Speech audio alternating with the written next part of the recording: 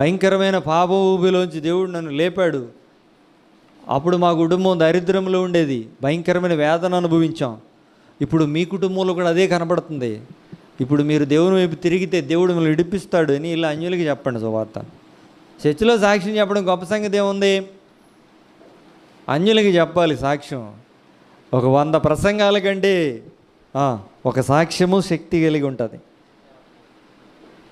చెప్పండి సాక్ష్యం, మీ బంధువులకి చెప్పండి, రక్షించండి, వాళ్ళని ప్రభువులోకి నడిపించండి.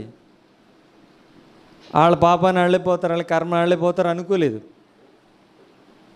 అబ్రహాము ప్రేమ చూపించాడు, దేవునితో బేరమాడాడు, అయితే నేను రక్షిస్తాను.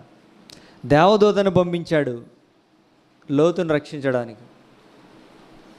లోతు ఎటువంటి వాడంటే సాను చేసేవాడంట, సాను తడవు చేసాడంట.